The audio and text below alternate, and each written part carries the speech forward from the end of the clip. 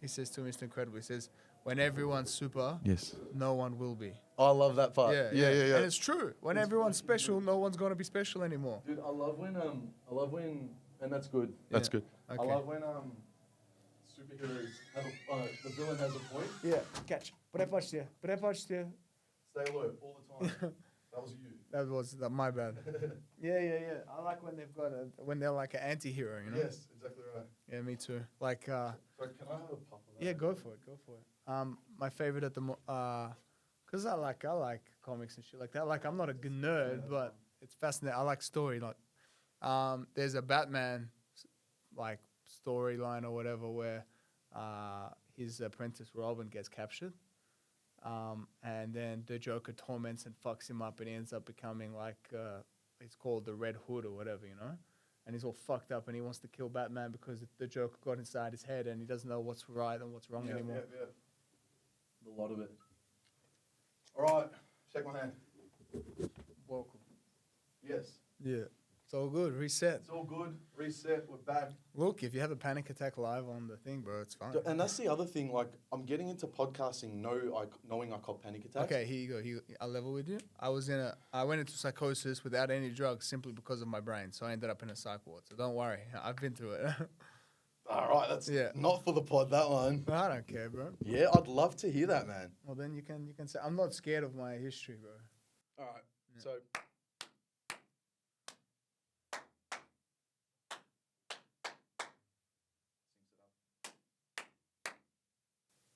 Good. Easy.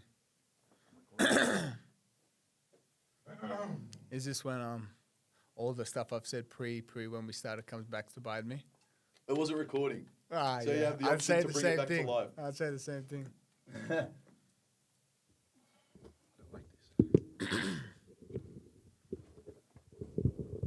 Like your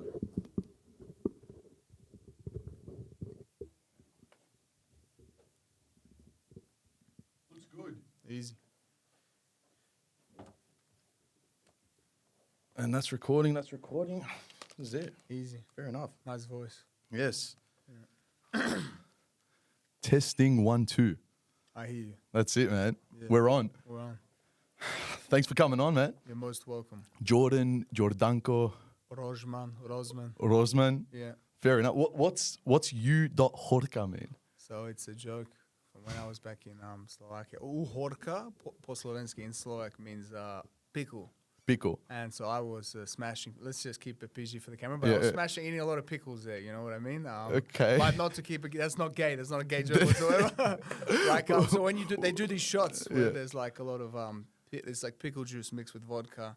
Oh, literally smashing pickles. Pickle juice, yeah, eating a lot of pickles. Yeah. And then there was something else, they called me tushna uhorka, which means fat pickle for like another. Oh, for the right reasons. But anyway, that's that. Fair enough, man. I was thinking, presumably most of the people following are going to be from your Instagram. Going to be keeping up with that. Yeah. Maybe I'll just start. I've only come across your page very recently. Yep. It's a good page, man. I'm enjoying it. I'm I'm glad. One day, eyes are bruised. The other day, you're teaching something. Yeah. It's good. It's good. Yeah. Have you had the page for a while? Is it starting to blow up? I can't say it's blowing up, bro. Like, there was a time when I had 300 followers. Now I've got, I don't know, fucking 1,500 or Yeah, something. it's good. But insane that that's still nothing in the scheme of things. But I refuse to sell out. Like, there's nothing wrong with this, but there's a few guys that know they make their page about doing techniques, and then they just show techniques, and then they get lots of followers that way. Some guys sell out and get sponsored by some shitty company, and then they get followers that way. Why do you call it sell out? What's sell out? When you start doing stuff that you wouldn't do personally for someone else, for the most minute amount, like how much do you value yourself? You know what I mean? If someone just gives me, and I respect it, I like, there's some companies, you know, they give you a t-shirt, they give you this and that, you put it up on your profile, you're like, yeah, shout out this people. Yeah. But I fucking hate that. Hey, but if it's getting money, man, like I'm on the trajectory of trying to aim for that as well. Yeah. But the idea is, if it's something you actually use, then that's all right, no? Yeah. Well, look, money, that's a whole nother fucking rant right there. But I fucking hate it. I need it. I need it for all the good stuff, but I hate the concept of it. I hate having to chase it. For me, personally, I find if I stay focused to what I want to do, 100% the money will come. Fair. But I'm not going to go out chasing money. I'm going to chase what I want, and fingers crossed, the money comes in. Yeah. But there's a good chance that I end up a broke bum on the side of the street. But there's a quote from Miyamoto Musashi's Dokudo 21 Precepts or Rules for Life, where he says at the end, the last principle is never stray from the way. Okay. So I'll never stray from my way. Money comes, money goes. If we don't get the money, fuck it. I'll be You're true happy to that you, I gave my shot, you know? Yeah, exactly right, Yeah. man. Who did you say? You lost me in that. Oh, I started ranting, bro. No. I heard every other part except for the name. I can rant all day. Miyamoto Musashi, right? So he's Sounds Asian. he was a samurai of old that won all his jewels, and died a somewhat old man. Yeah. You should yeah. always feel old man in a sport or in a context where men die young. So samurais and jewels. And he wrote this right like a week or 2 weeks or something before his death. He wrote this manuscript or it's called the Dokudo. It's like the path of walking alone. Okay. But it's specific to warriors or samurai. And there's 21 precepts in it. And precept means like 21 individual concepts in it. And I don't know, it's like there's stuff about not fearing death. There's stuff about having no desire for... It's very stoic in nature. Yeah. A bit of detachment in Very there. detached from the material world and just pure fighting. But at the end, it says never stray from the way, which is related to his other book as well, because he's got a book called The Book of Five Rings, which he talks about the way. The way. Yeah. The way of the warrior. And that's just is the way of the warrior the same for everyone? No. I think it's open to interpretation. Yeah. Okay. My way of being a warrior might be different to yours. Yeah. Fair enough. But yeah. I like that, man. And in theme with the Instagram page. So can I confess? Yeah.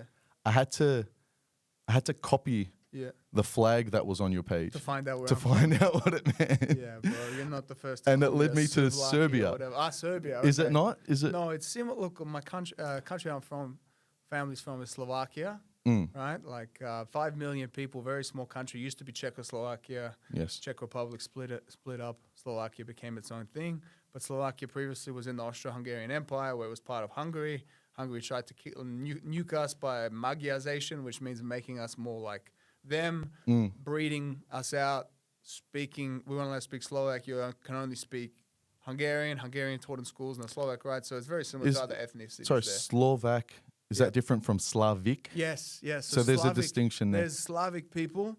Western Slavic is Polish, Czech, Slovak. Eastern is Ukrainian, Russian, Belarusian, and then South is like the Balkans. So Serbia, Croatia, Bosnia Herzegovina, Montenegro, Macedonia, Slovenia. And you're not Serbian. I'm not Slavic. Serbian. Look, my mum's part Slovenian, I know, and Rožman is the 20th most common surname in Slovenia. So maybe once, because that was part of Austro-Hungarian Empire, we were there. It means horse breeder. Okay. But look, I have so many Slovak names throughout. Like my grandpa's mom's name was Vaško, et cetera, which are very Slovak names. So definitely got that ethnicity running through my blood. Yeah, A nice. small hidden ethnicity, but beautiful place as well. Yeah, man. Yeah. Nah, it sounds like there's a rich history. So I ended up watching like 1 or 2 podcasts. Yeah. Made it through one. Yeah. Apparently, Serbia was the first dateable. I don't know if it was a country at the time, but the first place to actually weld copper. Oh, very possible. So yeah, that was very ancient civilization. Yeah, so even before the Greeks, before the Romans, it was one of the first to actually start the process there. Yeah. My grandpa always, whenever someone says Serbia, whenever someone says that someone's Serbian, and my grandpa, he's not Serbian, right? He's Slovak, but he's like, oh, Serbian, tough people. Good people. Yeah. Tough people, old, tough, fucking mounted people. So, yeah. I thought it was Russian, man. Yeah, well, look, Russians too. But, if you got people like Dostoevsky and Tolstoy spitting out literature that we still can't comprehend today, then there must be some form of intellectual ability there. And I'm not calling out Serbians, they had Nikola Tesla, arguably. Yeah, Could be Croatian, who knows? But Well, that's an interesting one. But you got if you want to piss off a Serbian or a Croat, just say Nikola Tesla was whatever the other person is there. Yeah. Fair enough. Noted. So coming into this, I was like just at work, and I'm like, I'm going to be interviewing a grappler. What do you consider yourself title wise? Bro, that's a hard one because no one fucking knows what submission grappling is, but that's what I compete in full time. Yeah. So it's a niche hybrid sport. wrestling. Yeah. Well, a hybrid of wrestling and Brazilian jiu-jitsu, like ADCC style is my favorite, where You know, if you look at MMA, whatever's happening when they're not striking is pretty much submission grappling. Gotcha. So, yeah. Hold the thought on it. We'll dive into there. But I was when I did ask this guy at work, or I just said, "Hey, what do you know about Serbians?" Yeah. His response was, "I don't have a problem with them." Yeah. And I'm like, "Wait, is there a problem?" Yeah. So my question is, what's your opinion on Croatians? Okay, look. So because And she's smiling in the corner. She's smiling in the corner. Look, I'm Slovak, Give it a right? go. So I'm not coming at hate because I'm Serbian. I'm Slovak, but I know the history. I studied history and philosophy at university and international politics. And Ukrainian language as well. I did a minor in that too. Yes. So the Croatians, right? Back in World War II, they had something called the Ustaše, and they made a specific knife called the Srbosjek, which is designed for killing Srbosjek, Serbians. so like Serb knife. I hope I pronounced that right. But yeah, essentially it's a knife that would go like a glove on your, it's like a glove. Ooh. And there'd be a little knife at the end that's for extinguishing Serbs. But don't get it wrong. Like, so I'm sure the Serbs killed many Croats too. Yeah. Croats are actually, so Slovakia is mostly Catholic, right? Yes. It's one of the most Eastern Catholic countries. Still has an Orthodox minority. My grandpa's actually Russian Orthodox, but Croats are Slavic. Yeah. Serbians are Orthodox. So there's technically we could be more similar to Croats, even though we're probably not. Just based on that. So yeah. But hey, Hrvatska, you know, we love it. Hrvatska. Hrvatska. Yeah, Croatia. Yeah. All love you. All love you. Is Hrvatska, yeah? Yes. Hurrah. That's all right. Yeah, no, because diving into history, it's like there was the Ottoman Empire and then the churches came in and then it just sounded like Hagia Sophia became a mosque. Nothing wrong with that. Yeah, right. Is that where does Bosnia come into the mix there? Not there, because now Hagia Sophia is in Turkey, where Constantinople was where Istanbul or Constantinople was. Hagia Sophia was a church. Orthodox church became a mosque when Turkey, you know, the Ottoman Empire took over. And look, all loves to my Muslim brothers, Bismillah. So I'm not going to comment on that. But different story back then. Hey, conquerors write history, right? So what are you going to do? Complain about it? Yeah. I hate the complaining and complaining. Because I heard, this is my one source is this one podcast, but when the Ottoman Empire kind of ran their way through, they failed at Austria, if I'm not mistaken. Look, and that was where I believe so. They pushed them back. Yeah, the Austro-Hungarian Empire prevented it. But I also want to shout out to the Balkans, because the Slavic people there as well, they did their best to resist. Montenegrins, all of them. Like, of course, Bosnians or Bosniaks are Muslim because the Ottoman Empire reached there, right? You have to understand that. But in saying that, the reason that Serbia still exists, Montenegro still exists, all that, even through the Ottoman Empire coming, is because of resistance. And it's not, look. In that river, Dunav. So there was a river which the Serbs were able to kind of be comfortable in the mountains and had the terrain on their side. Motherfuckers. Yeah, nice, man. Yeah. Well, if only I was Serbian, you know? Yeah. I do have a few Serbian ancestors, actually. A few Pavloviches and other Serbian names, so yeah. Fair enough. Well, apparently, when the Ottoman Empire was there, they still, because they started stretching themselves so thin, trying to conquer everywhere. Before that happened, yeah, exactly right. Before that happened, apparently they still allowed the Serbs to, have crop and whatnot. But everyone had to give at least 1/9 of what they produced to the Turkish, essentially overlords at the time. Absolutely. Any empire that is in control will always try its best to take what it can whilst keeping its population, somewhat happy. Now, if the population isn't happy, what happens? Revolt. Right? So if a smart empire will always try its best to keep the population within it, because there's always going to be different ethnicities if it's a big empire, happy. So, of course, yes. Like if you look at the Romans, each new city that they conquered, they would actually try and take the best attributes that city had. And they would let it flourish to an extent and add that to Roman culture. That's why the Romans existed for so long, because, in my opinion, they allowed a lot of different ethnicities to flourish within itself. Otherwise, if you have battles happening constantly between different tribes here and there because you're not keeping everyone happy, you have turmoil inside. Just crumbles, You crumble from within, and then it collapses. You need that foundation. And if the foundation's already there, why not let it kind of prosper where it needs to? Absolutely. Fair enough. Yeah. Stay tuned for Jordan's reign. No. You don't want me in charge. No, all right, fair enough. We'll get into that. Mixture of Octavian or Augustus and like Nero, bro, honestly. Yeah, fair enough. Yeah. No, it's good, man. But yeah, all right. What's your story? Who are you? where did you start? Why did you get into fighting? Good question. Can we call it fighting? Yeah. Are you fighting as well? I don't like the concept. I don't like it when motherfuckers say like grappling is not fighting because how do I always come out with like broken orbital bones and broken ankles and broken arms and this and that? Like I've been knocked out within a fucking grappling match. Oh shit!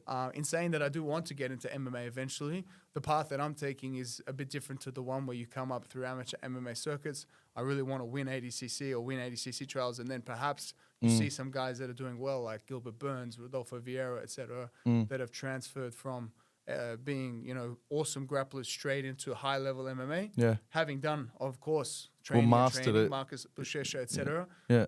Rather than just it's hard doing that way, in my opinion. Plus, I love fucking grappling. I fucking love it. Who am I?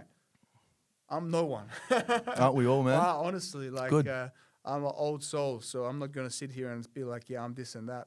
Why did I get into fighting?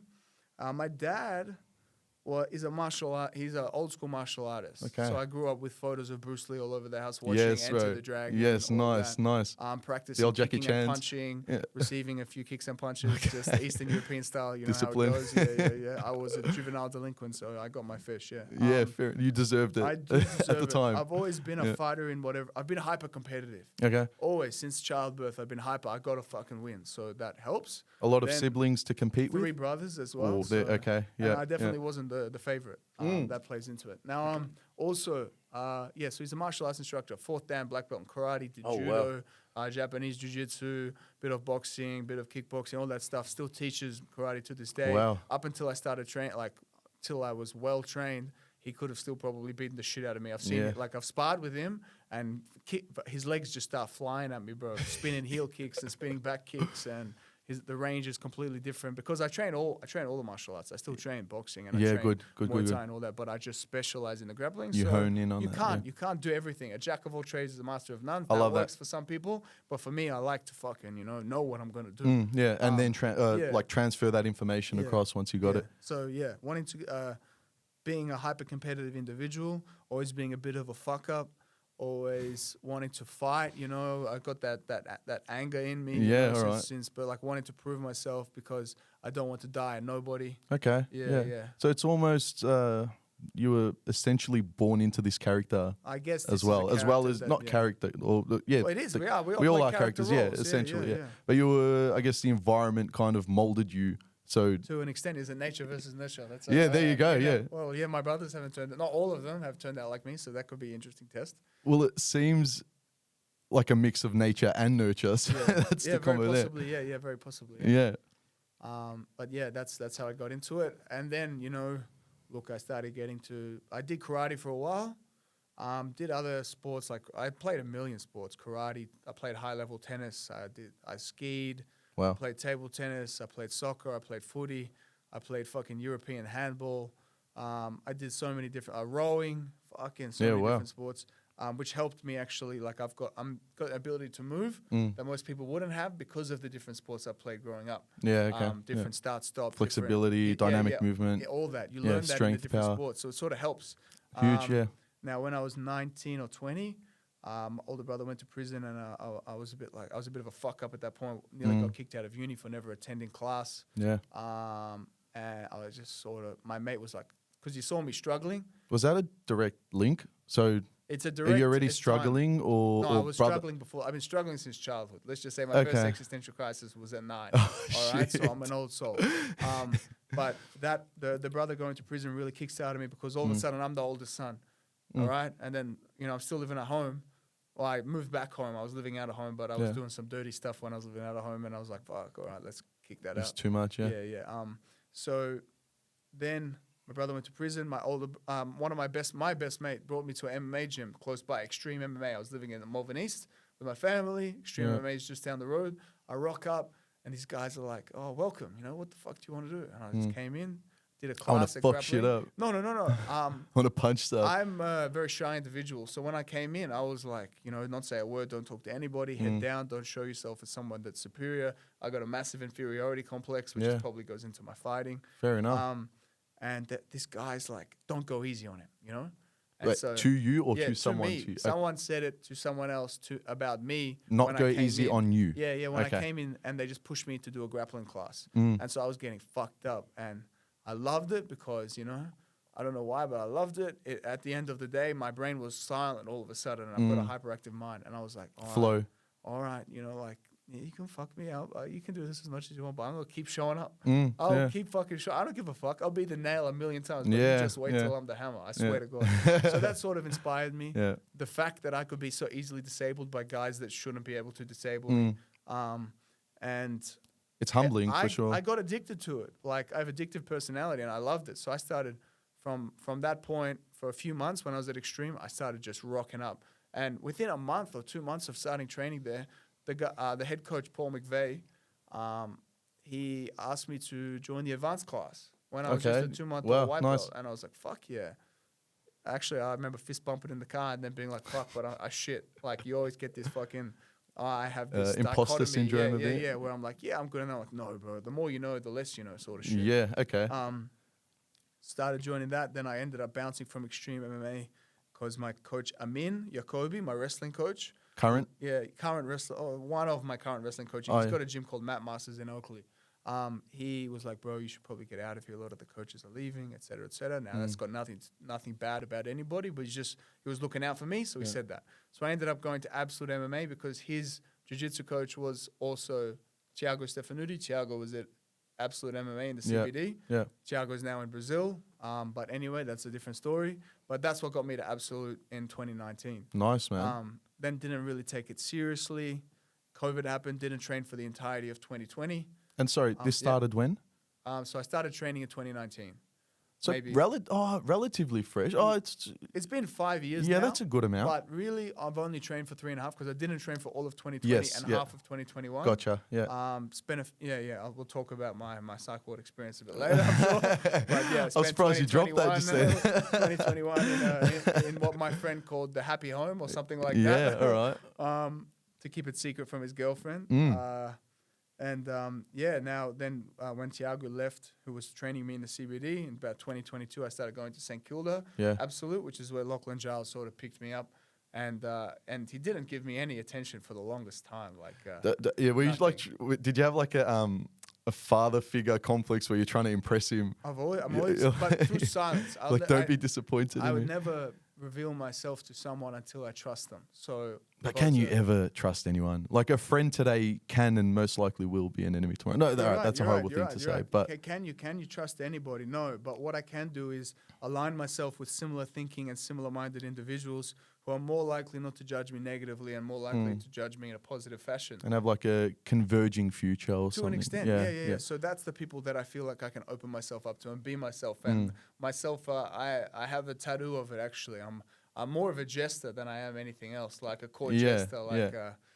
I'm a fun-seeking motherfucker. Well, I was surprised because you do have a sternness. Oh yeah. On social media. Yeah. You're warmer than I thought. Oh, you know what I mean? But then what is that? People. Is that a you know what I'm trying to say? I think it stems from childhood to an extent, trauma response to a few things that happened growing up and this and that. Always wanting to appear because you don't get attacked if people perceive you as someone not to fuck with. Which is true. I got fucked with That's half the fight, yeah. So then when I started adorning this I forget the word, this different sort of context, way I look. Plus, I've always looked a certain way thanks to my genetics. Yeah.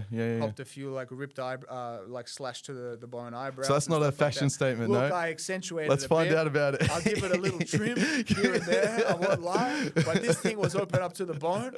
Bone. I was ripped. It was fucked. It was every day was like open and oozing and bleeding. And they're like, yeah, if you want it stitched up or glued, because I don't make that much money, not gonna lie. So I wasn't out there fucking, going straight to Cabrini Hospital or something. Yeah. They're like, yep, we got to shave it off, and then we'll do whatever you want. And I was like, the whole eyebrow? Yeah, I'm not walking around. No offense, this is gonna sound harsh, like a cancer patient. That's what my brother said. No, that's fair enough. Yeah, he's like, you're gonna look like a cancer patient. As soon as you said that, I'm like, no, I can't do it because I can't be. I hate being embarrassed. That's my number one thing I hate, which is also why I adorn this. More like fucking. Just leave me alone, sort of personality. Yeah, no, fair enough. But I guess it's in there. Yeah, but somewhere. Yeah, fair enough. Well, that's the thing. We're all multifaceted. Yes. You can have like different personalities and they're all true to you. Yeah. That's the one thing about the podcast I was mentioning earlier is I have different personalities with different groups and I kind of adapt and mold. But you have to. You have to. But then once you're putting yourself on the internet and recording, you have to consolidate all your views and you have to not keep everyone happy. Yeah. But for the first time now I'm having to make sure that everyone feels respected to some degree while holding my true opinions as well. Look, nobody loves someone that speaks the truth consistently. No, a true man is not a loved man. Yeah, fair enough. And then, of course, God, and I don't know if you believe in God, but God, not even God can please everybody, right? Yeah, okay. So as long as you adopt that, you should try to aim for the majority. But I don't even care about the majority anymore. I'm so comfortable going my own way. To an extent. Like, when you're yourself, you will magnetize people. Yeah, people see you following a path, and if they haven't found their own, they're gonna want to. Like, I'm partially like a fan as well to some degree. I see you on this trajectory, and I'm like, wait, I want to follow this journey. To some degree, I want to be a part of it. I'm like, oh, this guy's making it. But it's because you, as you said from the start, you're doing you. You're following the path that you know and want. Yeah. And that's like, I think a big part of leadership and getting that people, you know, essentially not following but watching. Yeah, you've got an audience. Yeah, exactly right. And you know, for all I know, I might polarize my audience with my constant personality. Yeah, exposed. Yeah. But like, I'm not gonna just present one side of myself. I'm me. You don't like me? Good luck. Go find someone you like. Fucking oath. Respect, man. Yeah. Respect. What does success look like to you? Short term and long term. Look, man, I want to fucking win the 80cc trials so fucking bad. But then I'm also my worst enemy with it because I can. Let's keep it more about the goals first, and then we'll get into that. But yeah, I want to win the 80cc trials. I want to win worlds. I want to win 80cc at the 88 kilogram class, and I know people hate when someone that doesn't seem to have accomplished enough says stuff like that, but fuck them, all right? 100%, You have to put it out there. I watched a lot of Conor McGregor, man. I love that guy. I hate that guy, but I love him. Yeah. And he says, if you're willing to put it out there, if you're willing to like manifest it, if you can visualize it, then it's there for the taking. The only thing that's going to stop that is you. And so far, the only thing that has stopped me is me, plus Isaac Michelle. Fuck that motherfucker. I didn't want to bring that up, man. He seems like such a cool dude. Like, I'm sure I'd get along with him because he seems a little bit as well. But 100%. What happened? I didn't watch. I just saw the one post. Look, man, like, so I made the Absolute's like, hey, let's do an interview. Fuck yeah, I'll do an interview with you. Whatever. And they're like, who do you want to go against? And the first person that came to my mind, 88 kilos, is Isaac Michelle. He's like an idol to me. You know, I love his style. I fucking love wrestling. All that. Yeah, he's a weapon. Plus, I'm a big fan of this Slovak wrestler in Sydney. His name's Jakub Kačanak. And he worked with Isaac extensively. So, of course, I'm going to support my blood, plus the guy that's working with them. Yeah. And I was like, fuck, I want to taste the best. Yeah. I don't know if you watch any anime or whatever, but there's this anime called Baki Hanma. Didn't watch that and one. All the fucking, all the evil, the guys, the evil guys that he has to go against, all like, I want to taste defeat from the best. Well, I'm not evil, but I want to taste defeat from the best. I want to feel it because then I know what I need to achieve. 100%, If it's not something tangible to you, you don't know what you're aiming for. So when I felt that motherfucker and he snapped my head and my head hit my dick, swear to God, my head hit my dick. I was like, whoa, that's a thing, bro. That's impressive, though. And people don't think I'm weak, swear to God. Big pickle over here. In saying that, I was like, whoa, like, what the fuck? So then I was like, all right. I couldn't sleep. This guy's on my mind 24/7. I told you, I ruminate. So he beat me. I didn't put up a good fight. Well, as soon as he snapped my head, I was like, what the fuck? And I was out of it straight away. He already had me beat. Put up a shit fight. Even my coach, Lachlan Giles, as soon as I came off the mat, was like, that was fucking shit, bro. Have you improved since then? I have improved since then. Every time I train, I try to improve because I've really adopted this strategy of training of not trying to win every time I train. Like, you don't get gold medals from your training. You get gold medals when you compete. And then you end up just damaged for nothing. So now I just actively try to train and focus on different areas and better myself, and I am. But taking it back to goals, like, I want to win the trials. There's trials coming up in May in Thailand. Nice. Want to fucking win that real bad. I've got a super fight in 2 weeks against a well-known Perth grappler named CJ Heskey, who also does some like Australian rapping, I've heard. Okay. Not gonna knock that. You do you. But Same as me. Like, same I don't path, give a fuck. You do whatever you like. As long as it's genuine. Yeah. That's fair enough. If it pisses anyone off, that's their own problem. Exactly. In saying that, I'm not a huge fan of Aussie rap. Some dudes tickle my pickle, some dudes don't. But hey, shoot your shot, shoot a shoot. And then worlds, I want to win 80cc. Eventually, long term, I want to move to MMA once I've established myself enough in the grappling scene. I want to be able to derive income from my sport. Now, jiu-jitsu, you don't derive that much income. MMA, you don't derive that much income unless you're in the top 1% for both, right? But what you can do with jiu-jitsu more than MMA or submission grappling is sell instructionals. You can do seminars, this and that. That's good, man. Lockie, my coach, man, he's got it set up well. He's got this online platform called Submeta. You subscribe. He's got short videos because attention spans are shit these days. Yeah, good. So he really keeps their attention in with little questions. So he's got that monthly subscriber thing. He runs holiday camps in some of the nicest places, Hamilton Islands. You pay $1,000, $1,500 to go to that. And meanwhile, he's going cha-ching. Yeah, but it's genius, man. Yeah, bro, fuck yeah. You're deriving income and doing what you want. Yeah. And I love Craig Jones, man. I fucking love that cunt. I don't know him that well personally. I've met him a few times. We made each other laugh a little bit. I probably annoyed him a bit. Who gives a fuck? Anyway, he seems like a crazy cunt. I love crazy cunts. You relate. never know what you're going to get. Yeah. So I'm going to follow what the fuck that guy does, and then I'll try to emulate to an extent without being a pure copycat, because I want to do my own thing. For all I know, I really want to do this. I want to go wrestle in Dagestan for a bit. I want to go wrestle in Ossetia. Like, I want to go fucking, and it's a bit hard at the moment, but still, I want to go experience the best of everything.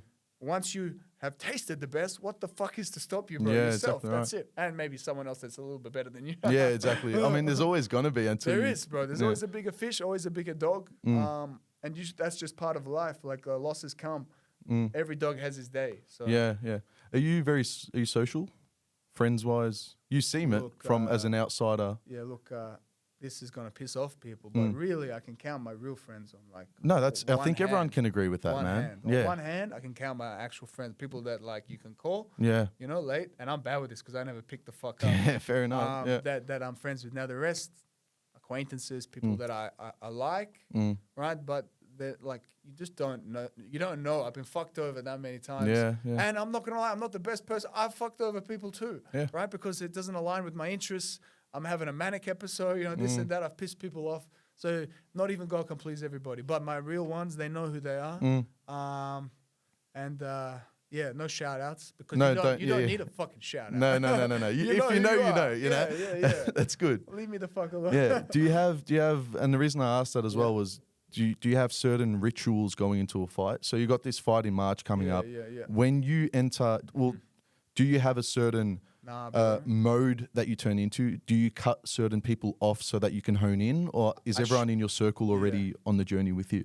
Actually, not that many of them are on the journey, but they're all on their own journey, Okay. None of us want to follow societal norms and shit. We don't want to do the 9-to-5 rat race, none of that shit. Like, we're happy to move to the woods.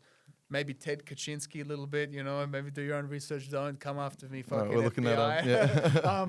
Ted Kaczynski. Ted Kaczynski, the Unabomber. Okay. He moved to the woods. He hated the way society was moving. Alright, I'll shut up. We're going to find your manifesto. Yeah. You might find my manifesto somewhere. I told you I'm a crazy guy. But yeah, they're all on their own path. I don't have a ritual.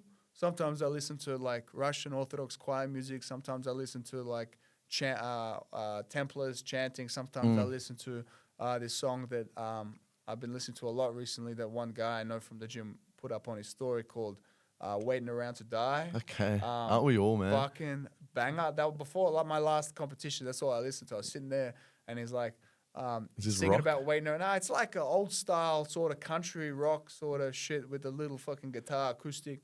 Fucking banger. Have you heard I'm gonna fucking cop it for forgetting the name. Hurt by Johnny Cash.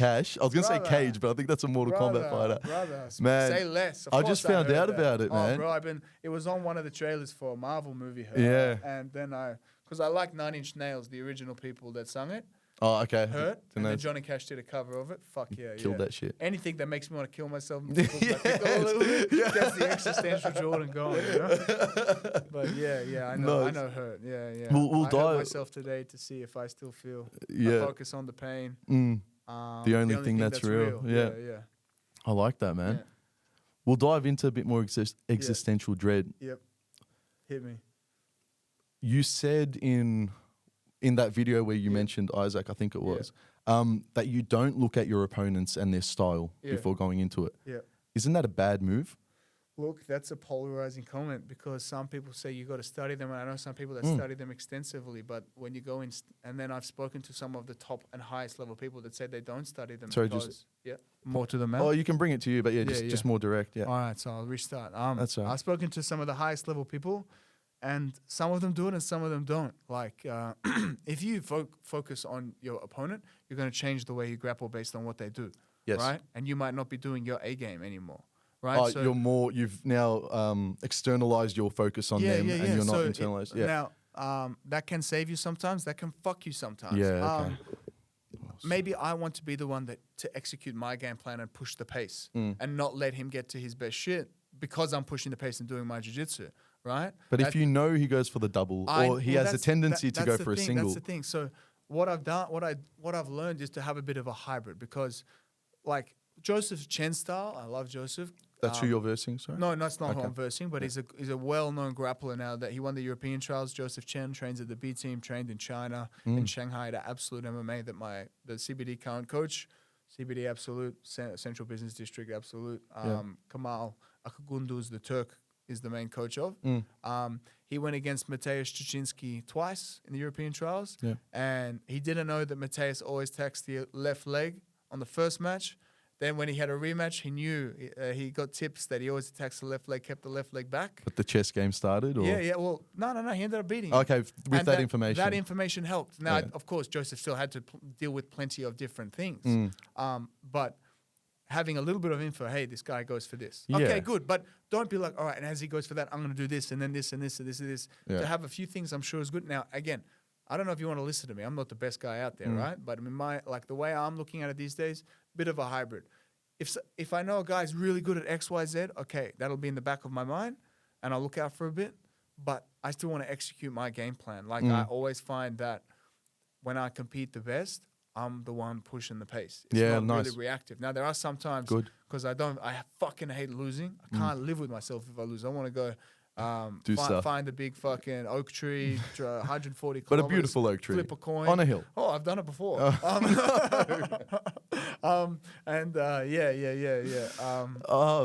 So, we got to win, and I'm going to execute my will. And I'm going to make you submit to my will. I'm a big fan of, and now it's different sort of thing, but Alexander Karelin is a Russian Greco-Roman wrestler, one of the best of all time. And that motherfucker went in and just broke people. He just did his thing, and he just fucking broke people. Now, is he a genetic sort of experiment? Yeah, the dude's fucking huge. But still, I like that style. I love the concept. I've heard it before, but every time it lands, to the idea of imposing your will on them. So you both have an intent. You're both going in there. Yes. And through force, intellect, strategy, your decision, you manifest the outcome of that fight. Yes. It's almost a dance as well. The outcome is most likely decided by the person more willing to impose himself on the other one. So if you just don't stop, if you just keep moving. Drive. So there's guys that I'm better than who have ended up in a better position than me. Let's say I'm chasing his back, submission grappling style. And I went against this cunt at 80, excuse my language, this guy at 80cc in the Asian trials. And I nearly had his back, nearly had a trick, and he just fucking kept moving. And I remember to myself, God damn it, just stop. And he got out of the position because he just wouldn't stop. Is he better than me? Probably not. But the fact that he was unwilling to accept my will helped him, right? So it's a battle of wills just as much as it is a battle of skills. Now, I know that rhymes, but you know what I mean. Poetry in motion, man. The reality. I studied poetry. The poetry of reality. Yeah. You studied poetry. Well, when I was studying Ukrainian, we had to study Ukrainian poetry. And of course, then that led me to learning Russian poetry. And one of my favorite Russian poets, Yosef Brodsky, did one amazing poem, Natur Mort, Nature Morta, which I would recommend. But Natur Morta. Natur Morta. Natur Morta. Yeah. I would recommend that. In that, there's a good quote about how it's like, I don't like people, I don't like the look of them. That's the English translation, and it resonated with me. But of course, you need the context for everything. Anyway, enough ranting by me. No, it's good. This is why we're here, man. Yeah. You got someone that can't shut up when he's in the. This is exactly what we want. This is perfect because I want to get to know you, man. Get inside the head, and then this is good. Know me, you'll end up losing your mind. Okay, all right. Then at a distance. Maybe just keep a stick. Yeah, all right. Yeah. All right. How do you know once you've failed? That's a good question. I think failure's look. That's a fucking good question. How do you know when you fail? Obviously, when the other guy's hands raised, you're starting to realize what's That's happened. small but term. it's not instant, bro. Zoom out. Yeah. It takes a while for it to really sink in, and you're sitting on the side, and then a week later you're in bed, and then a month later you're like, fuck. So I think it's actually failure is a choice. So you can view it all as negative. You can view it that you lost. But now every time I lose since the Isaac thing, and I don't think I've lost since Isaac because I didn't compete for a while, and then I just jumped straight back in. And I'll give you a bit of a rant about that. But if you choose to look at failure as a loss, then it's going to affect you quite negatively. But if you choose to view it as a learning experience, all right, this guy did that, and now I'm never going to forget how this position ended up causing me to lose in a different context, to be outmaneuvered, then you can use it to level up. But you sleep, same as if you sleep on a win and you can sleep on a loss, you'll end up with another loss. Yeah, okay. Long term, would you ever give up the dream and goal to pursue this? Nah. Like, of course, you come across different things that cause you you come across distractions, temptations, barriers, sometimes even solid walls that prevent you from being able to do what you want to do. But I just charge head first into it, and if it takes me out, not seriously, like split the other eye around. I fucking refuse to partake in anything that I can't give my attention to. Okay. And it's 99% of things just like, it's like boring. Like, get the fuck away from me. Yeah, man. All right. So that 1% that interests me, I'm like a hound dog. I'm a bloodhound. I smell it. I'm like, fuck, yeah. Is that the tattoo? That's everything. That's my life. It gets me in a lot of trouble because sometimes that's, drug abuse. Sometimes that's women. Sometimes that's things that aren't, that don't, amount to a positive outcome with your training and your where you should be going. But the best part is to know and wake up in the moment and be like, all right, fuck, what have I just done? Okay, it's done. What's done is done. Don't freak out. Back to it. Yeah, nice. So I'll give you an example. There was a party. Yeah. Okay? I can. Yeah. And I ended up on and I don't care. I'll talk about drug use. Fuck it. I ended up getting on a bag. First time in 2 years that I've done it. Actually, could be longer because surprise, surprise, I'm bipolar. Or at least that's where the diagnosis was leading before I legged it from the fucking psych. All right. Because I hate labels. And did the bag, and bro, ended up in a manic episode that took a month, bro, of just churning through different drugs and just bad shit. Yeah. And I woke up like really maybe a month later, maybe just after my birthday, 25th of Jan. And I was like, whoa, what the fuck have I been doing? Okay. And then this Jordan sort of came back. And I was like, fuck, all right, back on the path. The driver's straight seat, back to training. And then decided, fuck it. Within a week's training, jumped straight back into competing. And competed, ended up going against the Commonwealth Games bronze medalist in judo, who I took down, Harry Kassar. I took you down, brother. But he ended up getting the better of me because I made a stupid mistake. But also, he actually did something that was really cool that I've learned from, that I use myself. And yeah, fuck yeah, all right, back to it. We've had some temptation, we've had some roadblocks, but what we need to do is, rather than view it as, oh, what the fuck's going on, freak out. It's natural to lose your path, but you can never stray. Yeah. Right? You can lose your path for a second. You can wander, but don't stray. You can maybe, check out a little field to the left, check out a field to the right. Maybe that little section of vegetation looks nice to rest, but you can't fly off into the fucking distance, Yeah, and that kind of circles back to what we were saying off camera, meditation. Yeah. I think the strength of meditation is it helps you strengthen the part of your brain that brings you back. Yeah. So people meditate, and yes, you can have the mindfulness. You can enter a state of trance where you're almost floating. You're not there. There's no thoughts, or the thoughts are right. But essentially the pragmatic part of meditation as well is the rewiring of the parts of your brain that you wander off, it floats off, you center. Impulse control. It goes away, you have thoughts, it centers. Yeah. And I feel like that you mentioned you meditate quite a bit. I feel like that surely played a big part in your ability to recenter on the pathway that you're going. Absolutely. Short story. During COVID, went prodronal. And now I've always been dealing with this. So I went prodronal, which is, I believe that's the first stepping stone towards psychosis. Dronal. Yeah, prodronal, I think the psychiatrist said to me. And ended up going into psychosis completely without substance abuse. Nothing. Before that, because I do want to dive in if that's all right. You mentioned manic episode. Yes. What constitutes a manic episode? Why were you not just having a fucking month bender? Why do you claim? Could be a month bender. How do I know? Because what constitutes manic episode? I thought mania a part of the diagnosis. I don't know. By all means, speaking from ignorance, there's an element of dopamine and euphoria, but like a heightened state of euphoria where you think the traffic light's turning green for you, essentially. You're like delusional. You're creating pathways that aren't necessarily there. Was that happening, or again, what do you constitute as a manic episode? I thought not the psychosis yet. That experience first. Oh man, I was convinced I was just going to be ADCC champion without even training. I started to. It's ugly, bro. Very ugly. Things that I don't want to share. I was thinking and I was experiencing. Now, you felt in an altered state of consciousness? Absolutely. I was experiencing auditory and visual hallucinations and all these strange Before things. psychosis? This was during the manic episode. Yeah, okay. But also happened to me with the psychosis too. And I don't really want to get into it too much because it's ugly because, you share and then people judge you for having a mental illness. No, that's fine, man. No, I think we don't need to dive too deep. But I want to go as far as you've had the experience, so you have the wisdom and the knowledge to just pass a message forward. I want to help people. Genuinely, man. So normalize it to an extent. 100%, because I've never met anyone who's actually experienced any psychosis. Yeah. What does that look like? Oh, the psychosis? I couldn't control my thoughts whatsoever. It was crazy. But I was scared. I remember being scared, having these auditory hallucinations where I would have, you're going to make me sound crazy. No, well, you were crazy, and that's fine. This was completely without any substance abuse, I promise you. Yeah. It was just the constant state of negative thought and negative experience in lockdown where I was just four walls and then four walls as well, and I got lost in my own brain, essentially. Was there a few of you in there?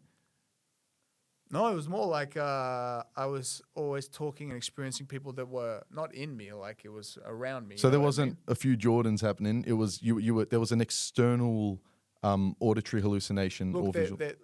You're going to have to go back and check the psych notes because I don't remember it all, to be honest. Yeah. It was a pretty strange experience. But like, yes, I started losing control of my thoughts. I started having these strange hallucinations that were very scary, and I was very scared. Wow, okay. I started, the auditory hallucinations, which just started off as like background chatter. You know, when you listen to like a sitcom or something like that, you watch it and you just hear the background chatter. And you just hear not the laughing, but the chatter in the background started murmuring. With that. And then it started to be a bit more intense and a bit more intense to the point where I started, and I've always been one to talk to myself and sit there in silence as well. So I'm not exactly,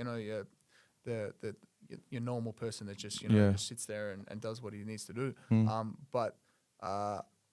Completely, I ended up at a stage, I remember when I was in the psych ward where I think I ended up in this trance and there's like this room, the size of this room was the courtyard that we're allowed outside. Really, man? And I was just walking and pacing faster and faster. Doesn't that make you crazier, man? I don't know, man. Like, how is that drug helpful? You the fuck up. They get you to do all these different things that benefit a positive mind. Okay. And when I came out of there, I was much more normal, but most likely it was the medication that pulled me back. But we don't understand the brain 100%, right? So who knows what can be experienced? Maybe schizophrenics see the true reality. We don't know. That's a bit of a conspiracy. I don't know. Well, who's to say, like, the only reason this reality is because of the structure of our brain at the moment. Yeah. So there's no reason to say that experience isn't reality. Well, you can't deny their experience, absolutely. Yeah, because subjective experience is just as real as objective reality because they're both existing in reality. To an extent, right? Yeah. Like you, just because you experience something and I experience something. How do I know you're fucking real, bro? How do Seriously, I know you're not a yeah, figment of my that's a bit of imagination? solipsism where Yeah. technically you can be a brain in a vat. Yeah.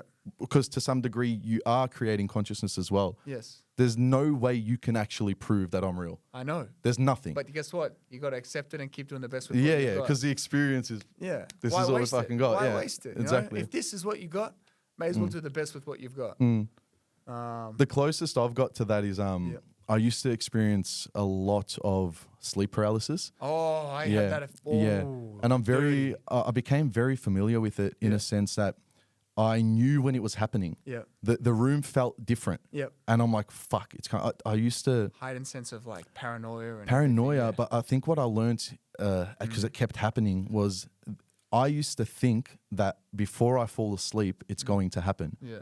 But I think I was already asleep in that moment. Yeah. Whereas it allowed me to think I have the free will to say, all right, it's going to happen. But I'm certain I was already in it in that moment there. Yeah. And there was a particular figure that kept occurring. Yeah.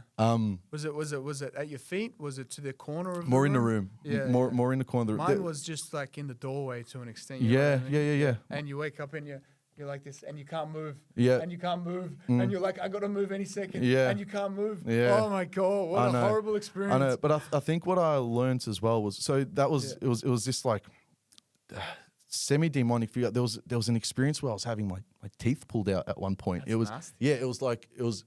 but I couldn't feel the pain, but I could feel the pressure of this thing ripping my head back and just pulling me and trying to make me look at it. Yep. And I think what I learned was I think I was just having a panic attack in bed. Ooh. Because honestly, like, and this is just my experience, but what ended up happening was it became so consistent that I got not bored of it, but it was familiar. Yeah. So I'm like, fuck. I'm like, all right, let's go. Yeah. So it literally got to a point, and I'm not the most religious. Yeah. I'm not the most religious, but again, my experience was when it hit its peak. When I said there's like a religious phrase, personally, when I said it, instantly, it just released. Oh, it was released. You're giving me the tingles. Serious, man. But then what happened was the next time, or because it was genuinely an occurrence, I didn't want to use religion as a tool because I started going, I need to get through this without just the religion itself. Yeah. But what ended up happening was this one experience was, as it was kind of making me kind of look towards it, I just let it happen. And then I realized the demon itself was the buildup of the demon, the fear of looking at the demon. As soon as I like kind of eased into it, I'm like, all right, where are you? It faded away because there was nothing actually there. Yeah. That's the closest. Maybe it was I think. the acceptance of it. I'm not sure. Yeah, I don't know. But yeah, it was definitely its own. It's life altering, bro. Yeah. Ah, man, that's pretty fucked up. Like I've had similar experience where like everyday panic attacks, and then you end up in a fearful cycle. Like right before I went to the psych ward, and this was when I was becoming pro drone. Every single time I trained, which was maybe 3 times a day, I'd have a panic attack every single time, maybe multiple. And I'm sparring people, I'm rolling with or grappling with people. People are trying to like choke me to death, and I'm having a panic attack. So I'm fighting myself and fighting them. Honestly, bro, I'm lifting weights and I'm convinced I'm gonna die. Every single panic attack is somatic. It's not like, oh, I'm having anxiety. It's like physical symptoms of manifestation. It's fight or flight. Yeah. It's get out of here or we die. Not just get out of here, but like, holy shit, I'm dying. Like, no, but a part of it's get out of here. Yeah, I know it is. When I run out to the street, I feel better. Because when I jump off the train, I feel better a bit. It's environmental. You can literally it's a just go to the and your amygdala just decides to fuck you. Yeah. And that's why you are. As you saw me before this started, having my own little moment, you're like, bro, just step out. Yeah, well, because I'm so accustomed to it now. Having literally having fought people while fighting myself every day for a month. This was a month of pure torture. Like this changed my life this month. Yeah. Because I'm so oriented towards my goals. Yeah. I so need to do this, but my body's an obstacle right now. And I remember being in the cycle talking about it, and the lady's like, why don't you just stop grappling? And then I said to her, this is my career. She's like, oh. All right. Yeah. How are you going to fix this? And I was recommended a book called Rewiring Your Anxious Brain. Oh, that's one convenient. of the best books I've ever read, because you find out that all your thought pathways and panic attacks and everything. Now, the amygdala is hard to control, but the way your brain thinks, it's patterns, bro.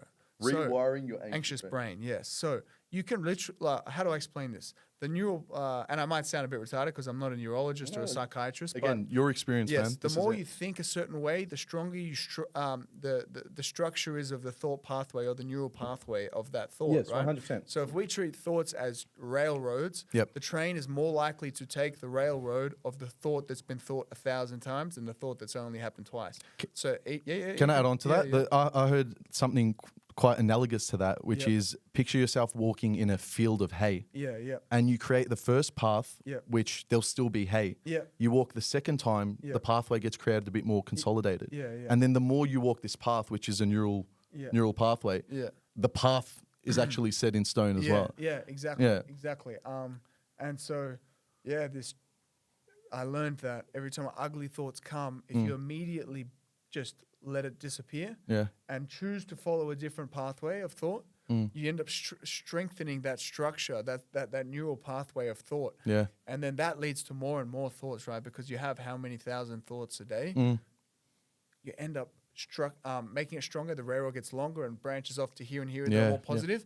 And you've rewired your brain. You've changed the way your brain thinks simply by preventing that thought. Now, there's techniques to do that too, right? There's I was taught in the old happy home, like square breathing. There's the mammalian dive response, where if you jump into fucking cold water, your brain instantly lowers blood pressure, lowers heart rate, releases chemicals that relax you, so you don't end up like freaking out. Yeah. Okay. So that's something that works So too. you submerge replicate that? yourself, or like put an ice pack to your physically. neck, Okay. or jump in a cold shower. That can completely stop it.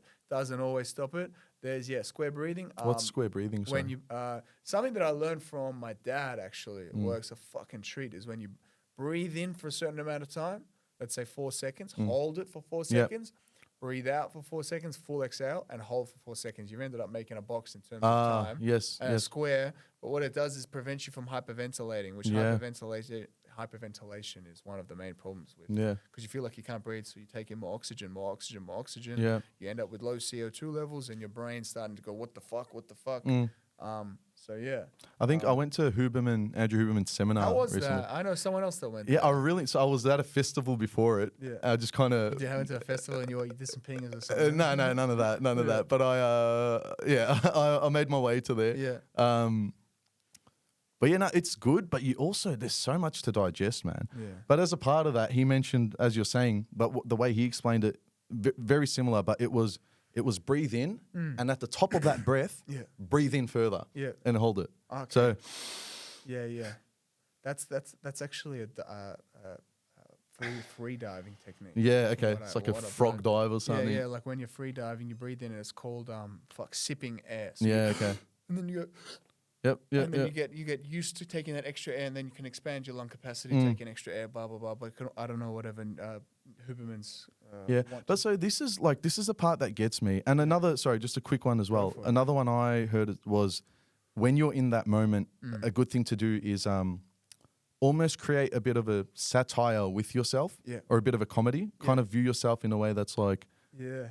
Have a bit of a laugh at the situation. Yeah. Tell yourself to fuck off. Yeah. Like, come on, is this what we're doing? Like, to quote him again. Yeah. The guy that put me onto the word onkus. Spanian. Yes. Spanian's like, bro, because he's all talked about. He's like, if you have an anxiety, you're fucking feeling no panic. He's like, when you get that anxious feeling, you're like, fuck off, cunt. Like, get out of here. It sounds like that, man. You're like, fuck off, cunt. And you almost make it so that you can beat that shit. Yeah, right? yeah. Like easier. This is the part that gets me. Easier said than done. Like I'm in that moment, and I'm like, oh fuck, it's happening. It's happening. And then you ruminate. And then I'm like, oh fuck, they know it's happening. Yeah. Everyone knows it's happening. Again, no one gives a shit. No one cares. But I don't know how to actually break it. Forget that. Yeah. Look, I can spot cunts having panic attacks now, and I try to help them because I know the symptoms straight away. Hand to the heart, you're feeling the heart rate, you're checking the pulse, like it's like a skittish rabbit, one other thing that I would definitely wanted to get out, like with regard to the neural pathway training, et cetera, is I got this from my first psychologist, the only cunt that I've ever trusted to do a psychology. Not my first, sorry. The first psychologist I saw, Dora, my parents made us thought I had antisocial personality disorder. she's fucked in the head, mate. Which That's you a did. Zero, No. zero chance. I'm just an angsty teenager, brother. We say whatever we want. Yeah, like, fair. get out of here. How do you be a psychologist to a teenager who doesn't even know themselves? Like, if they know you got drugs and you're a psychiatrist, they're gonna just say whatever they want to get what they want, right? You gotta understand that. Anywho, the one that saw me, his name was, what was his name? I got Dennis. His name was Dennis. Shout out Dennis. Shout out Dennis if you ever see this. He was an older guy, Naya guy, Dennis Naya guy, Nyagi, something like that. I was forced to see him to not get kicked out of uni because I failed so many units. Yeah. This is all in 2018, right before I started training. Pre-manic. No, at that time I'd had a really bad episodes of panic attacks and changes in altered states of mood, and then my dad's always told me I burn the candle on both ends. So like I'll be struggling here, and then all of a sudden here's the good stuff. As soon as I get a chance for the good stuff, I'm burning that side, I'm burning this side. So I'm always on the go. Yeah. I'm nuts. If Dennis taught me that if you imagine yourself standing on an overpass over a freeway, you know what I mean? Like there's the train, and you go on the overpass to get to the other side of the freeway right next to you. Do you understand what that is? Is there a bridge in this? It's like a bridge. Yeah, the overpass is like a bridge that goes over the freeway, and you stand there. Yes. Yes. So you imagine you're standing over the freeway. Every car that comes past is like a thought. Now you can choose to like obviously the more traffic, the more thoughts, the more likely you are to see the cars. Yep. All right. Imagine all the cars you can see inside the people inside them, and you also see the car itself. Yeah. Do you want to get in the car with some ugly fat guy in there, disgusting, sweaty, smells bad, maybe old Macca's in there, got a stinky ass dog in the back, stinks a dog, and it's a sloppy, rusted vehicle? You want to get in that? No. Or you see some beautiful fucking Porsche, or whatever gets you off a fucking Mitsubishi Lancer or like a Nissan 350Z from the old games, That's the nice thought, The appeal. Which one? And there's a nice girl in there, or 2024. There's a nice guy. You. Who cares? Yeah, exactly. Do you want to get in the ugly car? Do you want to get in the good car? Right? 100%. Why the fuck would you get in the ugly car? So what you got to do is control the way you think, so you get in the good car every time. Yeah, so when you view that as your thoughts, and the ugly thought comes to you, I'm not getting in that car. But what do you do when that's the loud car? That's the car driving fucking headlights, high beams up, straight. Somehow that car's fucking got a ramp there so that it can take you out on the bypass. That's a good point. You got to learn to back yourself. Okay. Right? Now you only get that with experience. So the first few times it happens, you're going to succumb every time. But once you've been in the trenches a bit with it, and I shouldn't quote trenches because maybe war is different, but mental warfare, suicide, right? Like, no, exactly right. It's just as big of a problem. Yeah. Once you've been there and you've overcome it, you look back. Fuck, I've done it before. All right, this thought's coming. No, I've played with you before. Yeah. I've touched the hot stick, Why do I want to touch that hot stick again? I've learned, right? It's a primal experience. Yeah. I've learned that that's bad. Fuck off, I'm going the good way now. Yeah. So obviously sometimes you get a car flying at you. That sucks. Yeah. Or go me, a manic episode, maybe not. I went crazy for a while. Who could have been just a drug bender, but I've never had a 1 month drug bender in my life. And all the other shit I got up to. I remember I woke up and I was just lying in a fucking bush covered in like lacerations and shit. God. And I don't know what I did. You don't know there. what that's just... No, bro. I really don't know Yeah, what I did shit. there. Anyway, shit happens. Yeah, I guess so. I survived. So get in the good cars. That's all I can say. Do your best to get in the good cars and fucking tell the bad cars to fuck off. I don't want to get in your car, your fucking rape candy van, free candy. I don't want to get in that. Balloons and shit. The arse backwards. I've seen the movies, bro. I don't want that. I don't want that. No, ultimately you're right. You choose which fucking car you get in. Yeah, so why not choose the good one every time? And as you said, if you back yourself, you ultimately have agency and the free will to choose that. Absolutely, absolutely. And what that is just experience, but being diligent every time that bad thought comes, choosing not to follow its train of thought, choosing not to follow its extension and extension. What you do is you stop it at the root, it can't grow anymore. Maybe a good thought comes and you let that root prosper. Yeah. You water it, look after it. Blah, blah. Fighting's helped with that?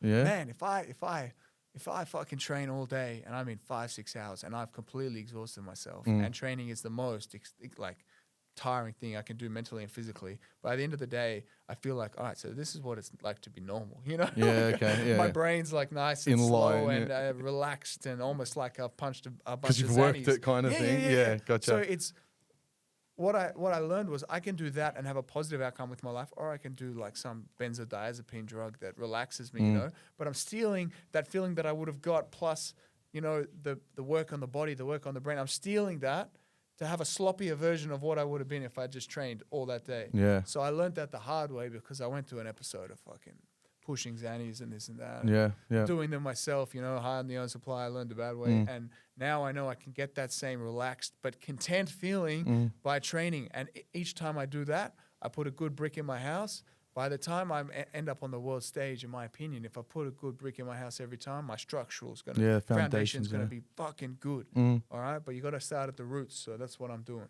Yeah, fair enough, man. That's a good rant. No, it's a very good rant. And honestly, like I don't call it a rant, man, because it's all in there. And you're the one who went into the darkness. Yeah. You experienced it. So genuinely appreciate that you'll share, that you've come back. Yeah, my students know that I ramble and rant and illuminate, but I think they like the fact that I'm willing to share perspectives about shit and help them. Obviously, they're coming to learn jiu-jitsu. They're not coming for therapy. They got psychologists. Well, no, I don't think so, man. It's everything. Yeah. It's building relationships as well. I teach them some sexy shit. Okay. And I also help them with their life and teach them how to learn, which half the problem of learning to fight is learning how to learn, right? If you don't know how to learn, it's going to take you a lot longer than someone that does. Yeah. What's a good student to you? Good student Just is someone who that listens? has the most open mind imaginable. Yeah, okay. But also has the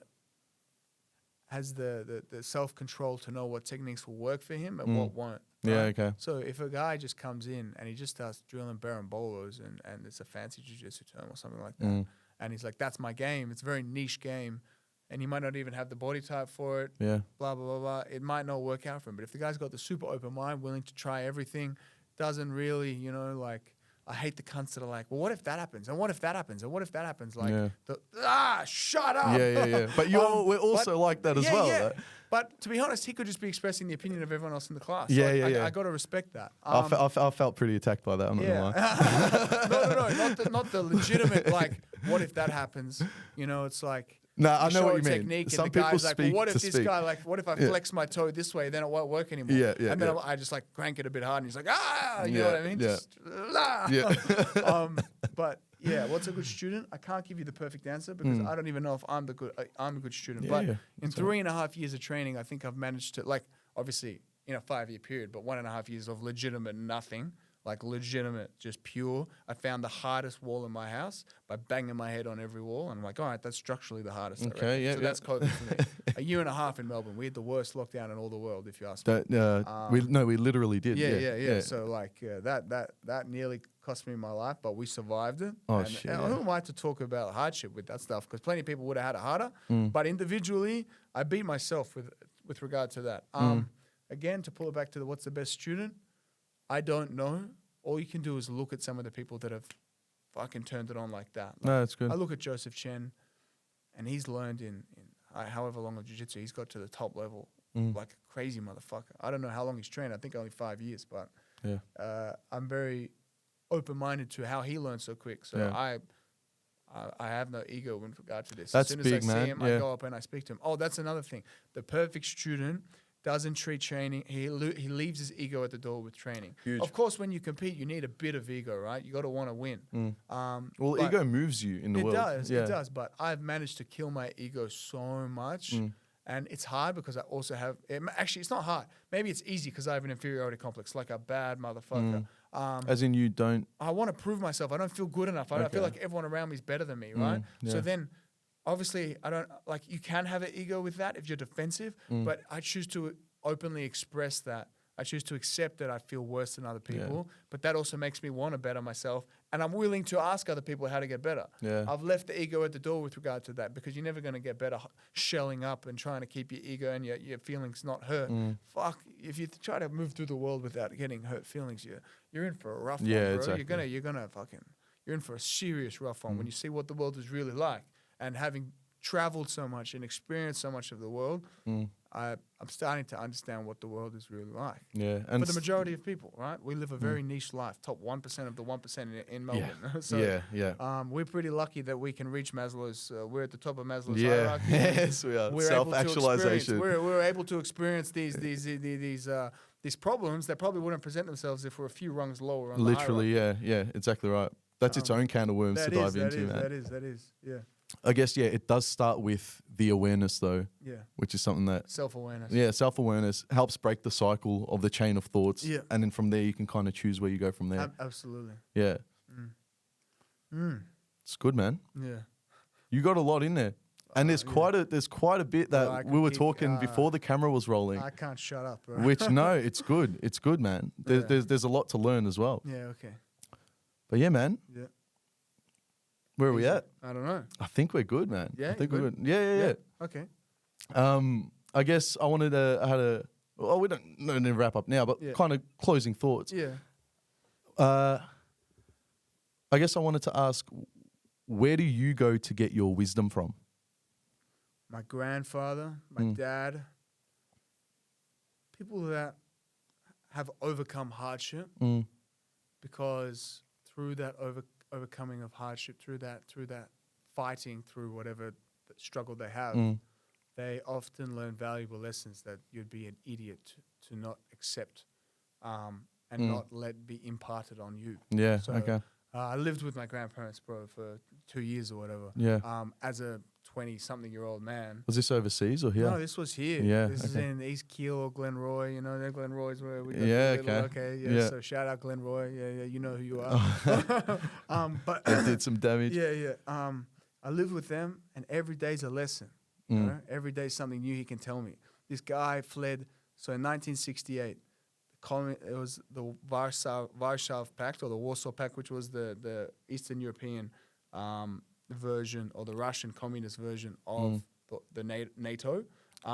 They invaded Czechoslovakia to reinstate communism because they were starting to have. Sorry, the Russian version of NATO. Yeah. Isn't that Russia? No. The USSR version of NATO. They collected all the cold bloc because Czechoslovakia wasn't USSR. Czechoslovakia was communist Czechoslovakia. Okay. Right. So all those countries. Poland wasn't part of the USSR. Poland was communist Poland, etc. It was the Eastern Bloc where the what's it called, that line, the fucking Iron Curtain was. Okay. So all those countries that were allied with the USSR that were past the Iron Curtain came in and invaded Czechoslovakia to reinstate communism. And they went through my grandfather's town, and he fucking grabbed my dad, grabbed my grandma, didn't tell his parents anything, and just fled. And then came originally, and then went to Austria, and then from Austria they wanted to go to.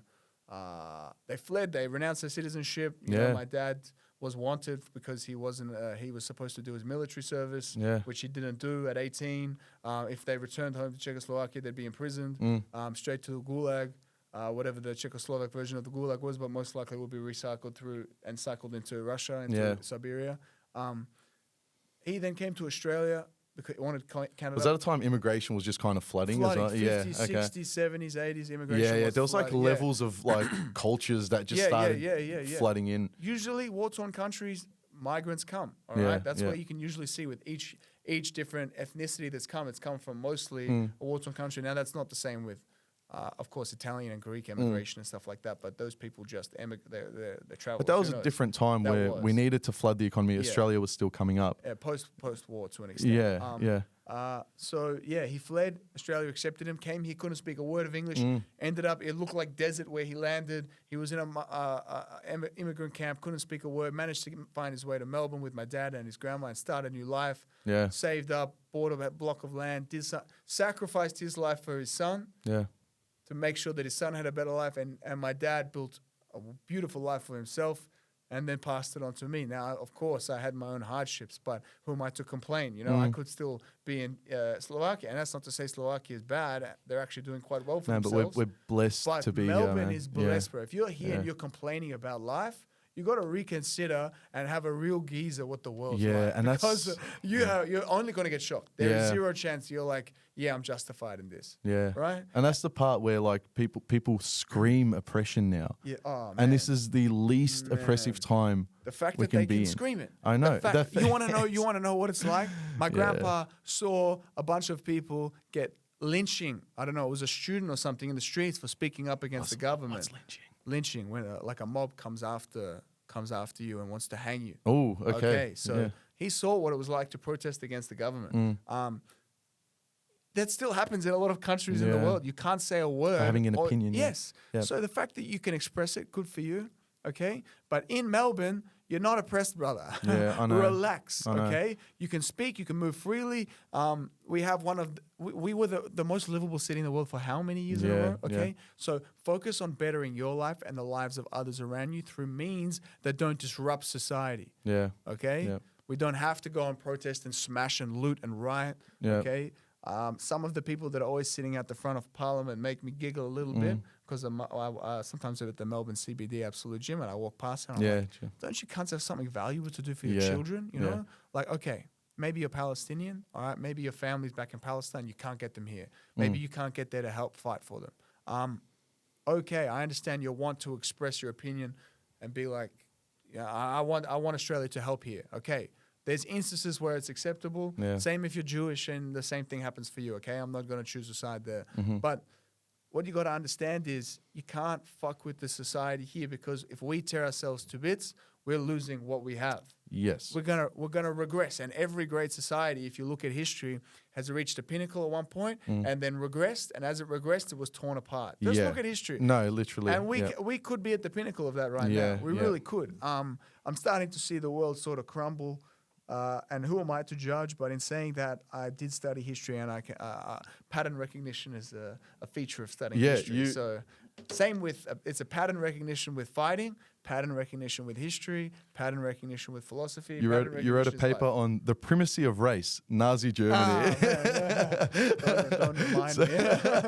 I did study Nazi Germany. I want to do. I want to go do my master's in history at some point. Yeah. Focusing on fascism because I found it fascinating that people could be so easily swayed into a mindset as a group where you're so like expulsive, like removing. But the of anything timelines else. matter as well. So They do matter. I'm not well versed in it at all, but it seems to be like sometimes in that time in history, there was like a previous authoritarian kind of body that's there, It's and been then the authoritarian people for millennia. Yeah, and then sometimes though it's like fascism is the saving grace in that moment. Yes. And if you think that if you were living in that time, you wouldn't follow it, just look at COVID. Oh, yeah. Just look at COVID. Just look at the way we're You now. got to read the book Ordinary Man. Okay. Ordinary Man by Christopher. Hey, you got to Browning. send me this. I studied this. Good. It speaks so well to how what allows terror in the world is not terror, but in the people that look by and turn a blind eye, the good people that turn a blind eye. The bystander effect. Yeah, the bystander effect. I've seen, and my friends have seen, people that will not speak up. I got jumped by 10 to 15 people after work in Chadstone. And fucking, you can check the police report, fought those motherfuckers off.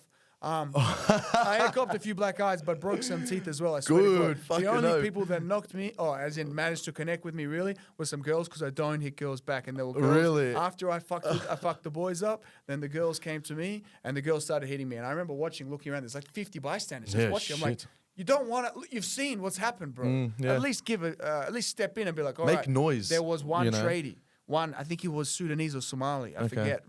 Apologies for forgetting, my friend. Yes. And he stepped in. He's like, bro, I'll stay with you until this is over. And I ended up staying. They're like, get the fuck out of it. We're going to shiv you. They're still running at me and shit. And I was like, I'm getting on the bus. This is how I win tonight, you know? Like, you guys may have... Because he knocked my cigarette out. How does it start? Comes up to me with I was punching a dart. And he's like, can I have a dart? And he's got a dart in his hand. And he's got a dart in his hand. Now, these were like 19-year-olds from Rowville, if I remember correctly. They were always at the Chadstone bus stops after I worked, because I was working at my dad's restaurant at Chadstone. And we finished about 9:30. And he knocked my cigarette out of my hand and burned a hole in a green Adidas jumper, which I ended up selling on Depop. Not the green Adidas jumper. Bro, I love that.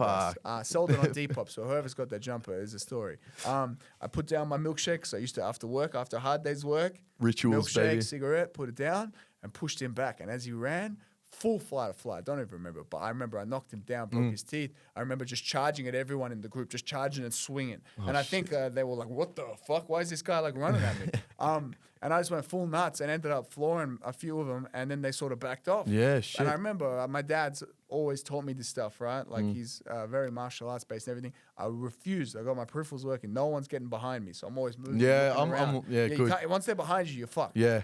And then, they're calling people, being like, bring your shivs, bring your bats. And I refused. And then they wanted to call police. I don't want police because I don't need another thing, there. Ended up getting on my bus. his mates are holding, like some of the mates are holding the others back as they try to sprint on the Oh, bus. you But can't- they got bloody teeth. Like, I already floored you, bro. What Yeah, do you want more? Come on, like accept your loss a bit. It's that thing, not accepting your loss. Yeah, and ego. And ego, big ego. He I had clearly an didn't ego learn back from then. that. Yeah. I had a big ego then too, but that's because I was insecure. Yeah, okay. Absolutely insecure. My inferiority complex took over, and at that point, it hadn't been broken down, which martial arts allowed. I broke down my insecurity. I broke down my ego because I got smashed every day. Yeah, right. okay. And then Yeah, you exactly. rebuild it back up. It's like chess, man. Bro, yeah. You rebuild your house, your structure back up without the ego there to block you. It can be used in times, but easily removed. You know what I mean? Yeah. It's not integral to your fucking structure. No, it's huge. Thank God for that. Anyway, sorry for another. No, shit. There you go. I could go on all day. Nah, bro. it's good. Yeah. It's good. Fair enough. No, yeah, but we're kind of back to just how good's that? Yeah. You lost your train. No, but I was gonna say something just in line because you were talking about the we changed a lot throughout. Yeah, no, it's good. It's Started good. with my grandpa, then ended up on ego, and then getting a punch. I love doing that. Yeah. Well, just you just reminded as well. I feel like we throw around. You said insecure. Yeah. We throw around narcissist like everyone has it. Oh, everyone's like got a But narcissist I don't think that's personality true disorder. either. No. I think a lot of what it is insecurity. it's just brother. insecurity projected. Yes, A bro. true narcissist Yes. is apathetic, has the completely apathetic. inability to empathize. You know what I mean? Well, I did my little bit in psychology at uni and sociology, and you're throwing around words like narcissist, like psychopath, like sociopath. Yeah. And these people are just insecure, and they give you a violent response because they're shelling It's up. a defensive right? aggression It's a defensive from their end. mechanism, Yeah, right? It's the best defense is offense, right? Yeah. And so they throw around these labels. There's definitely like I know 1% of the population apparently has antisocial personality disorder, but that's only 1 in 100 people. Okay. Yeah, okay. So just remember that. Like you're throwing it around like, oh, this guy was rude to me. He's a narcissist. Yeah, you know? yeah. Not necessarily.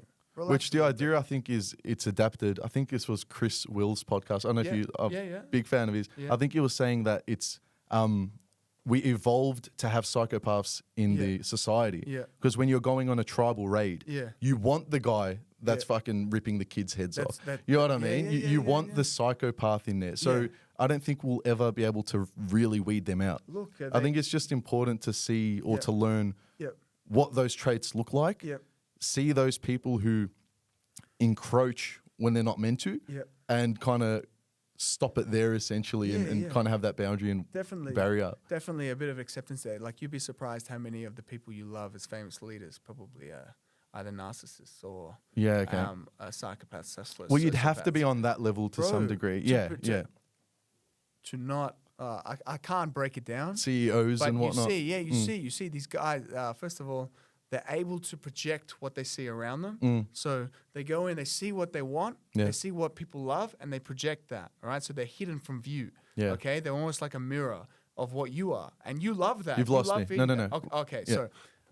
From what I've learned from reading and also experiencing when I was in the psych ward with some of these people, the ones that weren't functional. The antisocial. What they do is not all of them. The ones that end up being successful, in my opinion, they're like a mirror. So you might they gain this knowledge and information about you that you that of what you like, of what you love, of what you want to do, and they try to emulate that and feed that back to you. Really? And, then you're like getting a positive response to that. Like, this guy's all right. Yeah, exactly, right? Plotting your fucking death. Well, they're not necessarily violent. Sorry. They just don't be sorry. but they have the ability, all right, or they have the switch so that they can just shut off the empathy. They can just shut off all these things. Yep. Right. Like there's a spectrum from what I've read. Right. Yeah. Some of them are a little bit more empathetic than others with regard to certain situations. For example, like Gary Ridgway, I think it was, one of a famous serial killer broke down when he got one of his murder victims, okay? One of the father of them was a very religious individual, and he gets up in the courtroom and he says, "You've made it hard for me to live by what I've desired, to live as an honest Christian man, but still I forgive you." Okay. And the killer breaks down. Now, does he actually mean it? We'll never know. But he breaks down and cries, Well, right? to say it. Yeah. So perhaps something resonated with him there perhaps he had that little bit of something in there that resonated with him that allowed him to feel the emotion. Yeah. And so when you link that to the ward, you're saying they have the ability to empathize? The non-functional ones were hard to study, bro. I'm not going to lie. Yeah, I remember when I was in the psych ward, they had us wearing masks because it's the middle of the second COVID wave, right before everyone got COVID. And we were doing meditation sessions. I can't fucking do a square breathing with a mask on. Makes you feel like you can't breathe. So I'd bring it down under my mouth or my nose, and this one bitch in the class would hate that I would get away without wearing my mask. That's a part of it, man. People, they pull you down. Everyone turned on each other because they were just mad you weren't doing it. Yeah. Man, that you stood up to it and that they didn't have the courage, or who knows, whatever. I got arrested for not wearing my mask. Yeah. Man, when I was forced to wear a mask, I chose a fucking neck gaiter that made me look like I was a burglar, chucked on a fucking black hoodie and staunched around like I was going to rob people. Like up That's to the what they police want, and shit. but, Hey, you want me to wear a mask? And you have these I'll wear people this. now completely like covering. In the car by themselves, bro. You're fucking sheep, brother. But anyway, who knows what has led them? You never know what's led them to do that. One of their relatives could have died of something, maybe that looked like COVID, and they're freaking out about it, you know? Well, it was, no. Well, ultimately, what led them to do that was put your fucking phone down. Well, yeah. Put your phone down. Yeah. Turn the TV off. Yes. That doesn't mean COVID doesn't exist. It just means you will start to adapt to the senses of your environment. If someone is sick, don't go near them. Yeah. But there was all these new terms and new things just popping up. Bro, when did we ever watch a death count? Yeah. We could have made that happen with car crashes if we wanted to. I understand Cancer, it was but I understand the difference was this was novel, we were scared, but to say that it wasn't like hyperinflated by literally the media, like bro. how guys, reminder 5 kilometers you're not allowed to leave your house. Yeah, that was Who the fuck made that up? That was cool. Who the fuck made up that 9 p.m. you have to stay indoors 9 p.m. What if that meant most people are out during the day and then we were more densely populated during the day? Yeah. No, legit though. During COVID. Yeah. Oh man, sorry. Yeah, I went. We'll save for another. But COVID really took a turn on me mentally. Yeah. And it really like ostracized me, and I felt me too, like bro. But there was a beauty to it as well, was you started to gravitate towards those who were getting pushed out of society. Yeah, like-minded. But you almost found each other because no one else wanted to. Like I had moments where there was no one in my life I could talk to. Yeah. Like not even like about the thing. Yeah. It was just I couldn't talk to them. Yeah. Because I don't know if you guys you remember there was a point where COVID was the only thing we could talk about. Yeah. It's like we forgot about history, we forgot about art, we forgot about beauty. You couldn't get into a restaurant without showing your back certificate, since when? bro. But it was the only conversation, and then there was conflict all the time. So I ended up just literally just isolating myself. Yeah, I deactivated my Insta. Yeah, man. It really took a toll, man. But I don't know. You don't want to be insensitive as well, but it just the information was there. Yeah. Very simple, low-hanging fruit information that was low risk, and for some reason it took YouTubers to find it, and then the government to catch on a bit later. Yeah. So I don't know. COVID was a big one for me, man. Pure scare tactics. Exactly. It was like back in the day when they're dropping pamphlets on the opposition, you know, saying, you know, these people cut off. Like there's to relate it to modern situations in the Ukrainian war.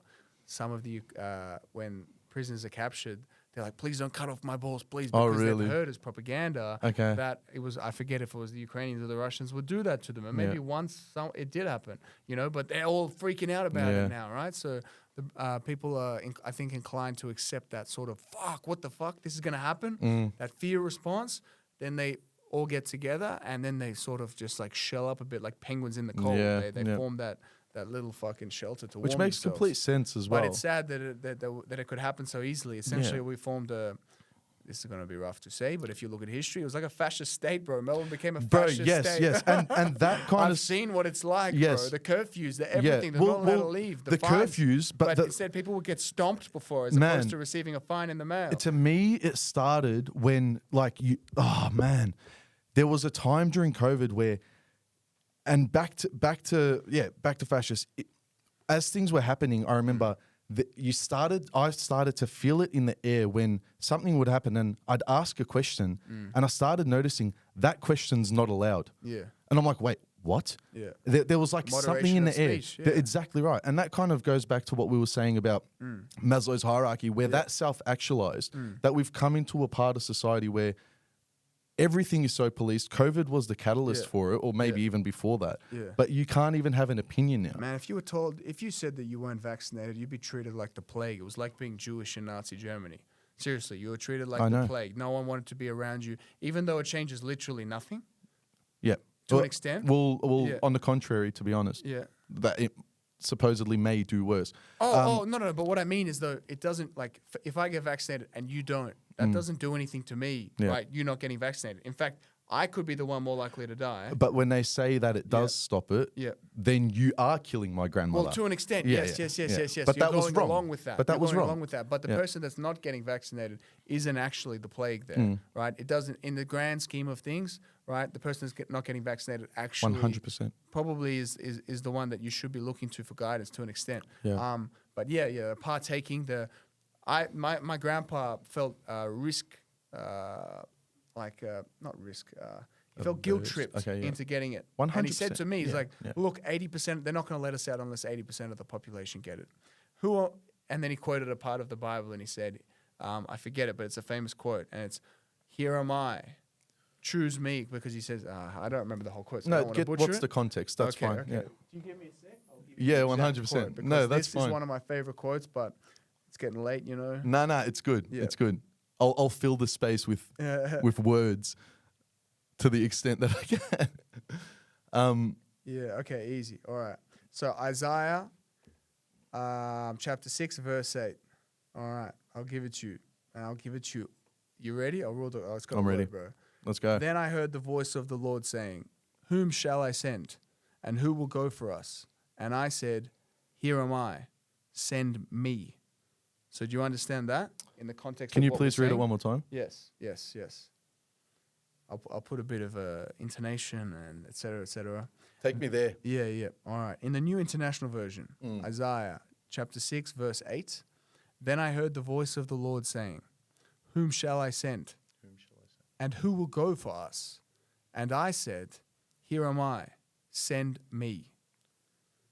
In the context of what we're saying, we are the ones that are volunteering, right? So there's, that when Chernobyl blew up, the ones that went into Chernobyl to fix the fact that to fix the reactor, even though they're most likely going to die from cancer. That hand putting up to help stop catastrophe, that's what they guilt tripped you into doing to get out of fucking... It's a beautiful quote. Yes. And I agree with it. That's how he ended up doing it. But that almost is subject to interpretation because yes, in essence, I think that exact quote is what I applied internally on the other side. Yes. Because to not do it, you were the one who was taking the bullet first. Yes. You were the one who was gonna lose your job, gonna lose your mortgage. Yes. And I completely understand if you have a family and you have people relying on you, you don't have the agency to risk anything. Bro, I had to get the jab because I couldn't train anymore. The gym was requiring it. And some of the guys didn't get jabbed and they couldn't train and coach for a while. You know what I mean? Yeah. And then, of course, further along the line, I find out you could have got a saline jab and a fake fucking certificate. But part of my panic was also induced by I'm a bit of a hypochondriac. What does that mean, sorry? Hypochondriac. Yeah, I hear it. I don't know it. Someone that is very fearful of like getting diseases and germs and like they're always convinced that they have something high that's sensitivity to disgust. Well, to an extent, not necessarily a germaphobe, but someone that's convinced that they've got some terminal illness, or if they get the jab, they're going to die from the heart attack. They're the 1% of the 1% that's going to get something catastrophic to happen with regard to their health.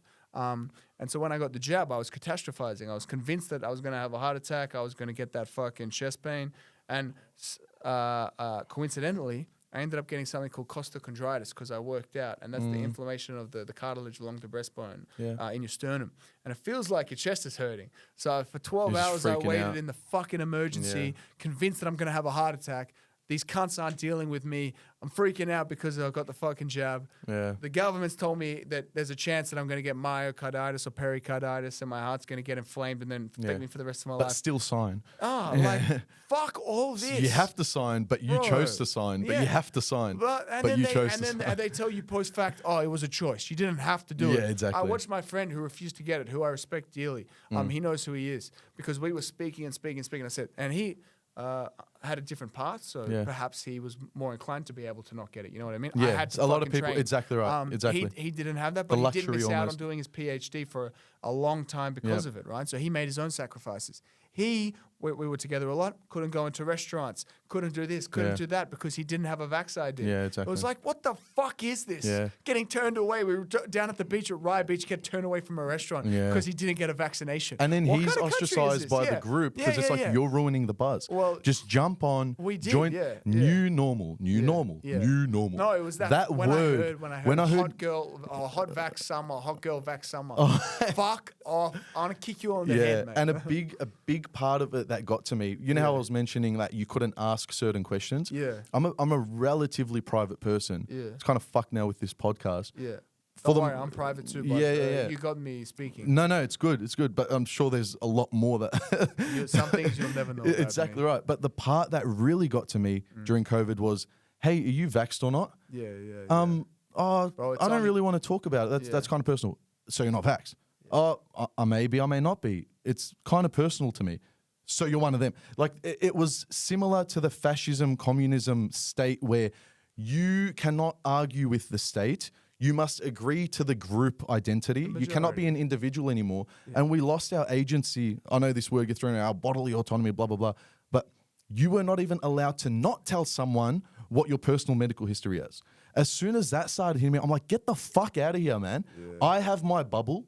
This is my bubble. You don't get to come in my bubble. Yeah. You know what I mean? Bro, and put it on your Hinge fucking profile. And straight out, searching for vaccinated or unvaccinated. Yeah, literally Suck as well. Your mum, mate. Get out of here.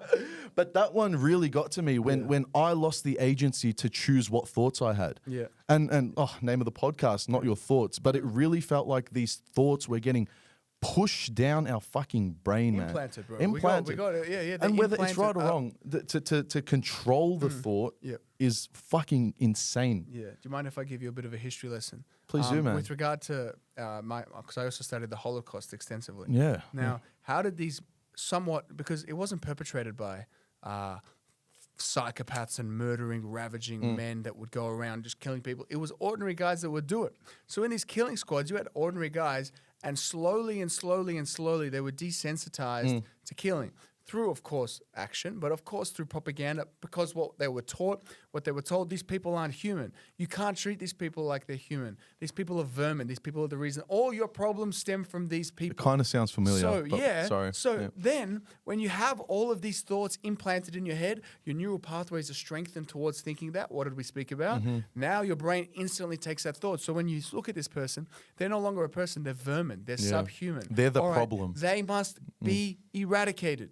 All right? Yeah. So you see similarities, and I hate to be that cunt because, I actually got vaccinated. So no, man, but when you start to ostracize sections of society for whatever reason, then the problems are going to come when we start viewing them as not on our level. Yeah. And what happens then, if you follow history, if you look at history, it doesn't turn out well for the minority. Yeah. But there are chances where the minority rise up and take control. But with the way that the government and everything works today, we're AI, the most security, most governed people in the history of mankind, very little chance for the minority. Most chances that they disappear either overseas or internally. Yeah, and it really does feel helpless, man. But to some degree, and this is a bit dramatic, but I personally really feel like starting this podcast is my act of rebellion.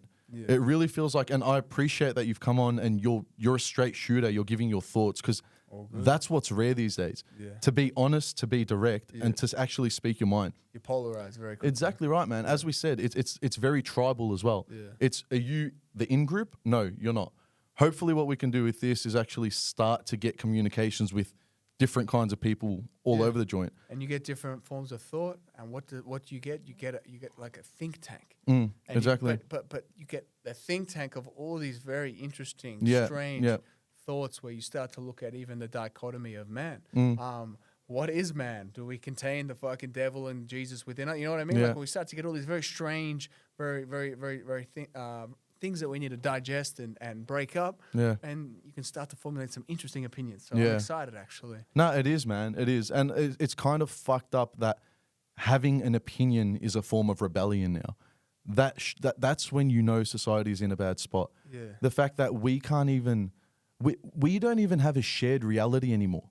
We can't even, there's people who are not even viewing, who are literally existing in a different world than us. Yeah. And we can't even talk to each other anymore. Yeah. How are we gonna collectively transfer this information and converge our reality as one people? It's not happening. Yeah. And a big part of that is social media. It's literally algorithmic. It's what you want. It puts it down in your head. They call it the race to the bottom of the stem cell. Yeah. Whatever engages you the most, whatever gets you going. Bro, it's like porn. Exactly. Man, I've stopped. Porn's a no-go for me, man. Yeah. I cannot recommend enough to get the fuck away from it, Nah, to bro, be honest. I already did it. Yeah, yeah. And it's much like a drug. 100%. It's the drug. But when you spend an hour looking for the best video, Yeah, I know. And then you need the right part of the video as well. So then you got something going on. You need the bro. crescendo all at the same time. And then you start to look at women differently. You start to they're almost less human to you. They're meat. They fucks with your relationships. Yeah. Fucks with pretty much everything to do with the opposite sex. As soon as you quit it, you find that everything's more pleasant. And you're like, why was I there? But you don't know. You have to wake up again. Yeah, right? exactly. So I started this bet with my friends. Whoever was to watch, we all put in $100. Yeah. And no porn anymore. Oh, but someone lied, bro. No. It was an honesty system. Seriously, because we are quite old souls. So we respect honor. We value honor. It sounds like you all wanted to do it. So we wanted to do it, but we put up the $100 and we abided by it. Now, could someone have lied? Yes. I don't know that personally, but I stuck by it. And as soon as I broke, and I broke. I Boy, did I break. Sorry to the lady in the corner, but I remember I was. She's unimpressed. Yeah, she's always unimpressed. It's not her thoughts, yeah? Saw this, I was in the CBD and saw this ass walking by, fucking huge. And I remember thinking to myself, oh my God, that's it. So I go home, whip out the phone, don't go and interact with her or anything. Yeah. We're at the phone, find a nice video of a fat ass, fucking get it done. And I'm like, what the fuck did I just do? Yeah. But for that. A big criticism as well is that, fuck me, I wish I had the quote. Yeah. Oh, yes, it was so I went to Jordan Peterson when he was here. I like Jordan Peterson. He said, porn deprives you of the optimal deprivation. Which means that you aren't deprived yet. I'm sure you get, but essentially, if you were deprived of porn, you'd be fucking in that moment, driven. you'd be driven to go and get it. Yeah. But you've gone home, you weren't deprived Spanked enough. One out. You just bust it out. Yeah. And there you go. It's deprived you of the optimal deprivation. It loses motivation. You don't need to do anything. Yeah. It's just a quick dopamine hit. Yeah. I don't watch porn, so my sexual build-up takes longer. Yeah. But I start to infuse it into things essentially. So it stay away from it. I'm just saying, man, it's good. I'm joking. It's good, man, because you need to have a drive, and the porn just removes things completely. Yeah, it's primal. Yeah. Why do you think everything kept getting better? Because we want more. Seriously though, if you really break it down to how primal we are still, the urge to get the woman of the dreams pushes you to become better. Exactly. Unless you're unfortunately, we're going people down that are genetically, they might be genetically challenged, physically challenged, horizontally challenged, vertically challenged, that are going to struggle to get the prized woman, but they still have their own version of prized woman. But this is going down the red pill talk, which I somewhat agree with, but it's you need to drive to get the high status to have a selection pool essentially. Yeah. But porn does take that away from you as well. It does. Porn, drugs, all the temptations in society, social media. Yeah. I'm well versed in it, fucking with my ability, fucking with my relationships, fucking with my drive to train, everything. Yeah. Everything. It's completely, if I could remove myself from all that, I look at the version of what I possibly could be. Instead, I find myself literally in my journal when I'm writing down having to tick Love off that. whether I've succumb to temptation that day because I've got my list of goals, and on there I've got my list of do nots. I've got temptation, drugs, alcohol, women, blah blah blah, and I've got a big line through it. And then I quote the Dokodo because the Dokodo has the 21 precepts, and a lot of it's avoiding temptation and stuff like that. And I'm like, fuck, fail today, fuck, fail today, because I have addictive personality as well. Yeah. So as long as I can focus my addictions on something that is net positive in my life, then I'll be G. The hard part's avoiding the bad ones, just which usually steering it. I heard this in the psych ward, I think, or I read it somewhere. Getting high on anything, right, like legitimately high, is just stealing your happiness from the future that you would have had you gone and achieved something in that time. Okay. You are. Yeah. You literally are. If you decide to hit a shot of H, you decide to fucking... Don't fucking nickname it like it's a fucking Tuesday job. Oxy. Get some Oxy, you know, yeah, just do a fucking bag, check anything. your H round back. No, but seriously, if you had gone out and done something for that day that you felt good about, you stealing that now, of course, you might have released some extra fucking chemicals, but you still would have got those chemicals eventually if your brain maintained level. Yeah. All right. And you've gone out and done something worthy of receiving those chemicals. Yeah. But you're stealing them. You're literally stealing them with a compound or a chemical design to get into the brain and make you release and get you below net, below like baseline. And you end up below baseline. And it takes you a while to get just back to baseline. But if you've succumbed to the addiction, you end up below baseline. You go, come back up for a little hit and bang. Yeah. Come back up for a little bit and you get less and less and less and less and less. You're a fucking Unky J. You've lost equilibrium in that sense. Absolute Unky J. Cool guy. Yeah. Yeah, man. Yeah. Thank you so much. Thank you, bro. I had a ball. I'm glad. It's interesting you got me to talk because if you get me rambling, it means I must see some value in talking to you. So, I appreciate that. And I've definitely had a lot of value listening. And I do hope people listening feel that as well, which I'm not even hope. I'm sure they will, man. Perhaps. Sweet, man. But man, you're on your path. I'm here for it. Easy. I'm a fan. I'm keen to watch your journey play out and see where it goes, man. Me too. Hopefully I can keep you not just entertained, but make you feel like you spend your attention. valuable. Your attention guys, to me was valuable. attention is finite. It is finite. Yeah, it's all we got, man. So spend it in the right places. Because you literally become the people you spend the most time at. Literally, you become... the sum of your top 5. Yeah, but it's even deeper than that. Yeah. It's literally the people you even slightly think about. You'll start to behave more like that as well. Emulate them. Yeah, exactly. Good word, honestly. Yeah. So, I honestly appreciate the time you've taken as well. Thank you, man. I come really in. appreciate the opportunity to come here. You know, I fucking... Surprise, you got a crazy motherfucker here, but it doesn't matter. If you get me rambling, you get me rambling. We're for it, man. Yeah, We're for it. Awesome. But now I appreciate. I do hope we do a round 2, man. Yeah, most likely. Man, this is a doco series. I'm gonna keep up with you, man. So let's see your journey, and hopefully we do a round 2 in the near future. Hopefully, we're going up. Yeah, and you don't catch me on the fucking. And that's fine if that's it, man. That's fine. Exactly right. Quote Ned Kelly. Yep. Unfortunately, a little bit of an item. Hopefully, and hopefully we're not dead before then. So let's survive first. Let's make it to round 2. Yeah. But until then, honestly, Jordan, thank you so much, man. You're welcome. Thank you for having me. I appreciate it. Yeah. Oh, goody. Thank you, bro. Thank you. Peace. Peace. All right. Bro. Oh, baby. Could have kept going. That was fun. That was fun. Ooh. Oh boy. Yeah, bro. Oh man. No, thank you, man.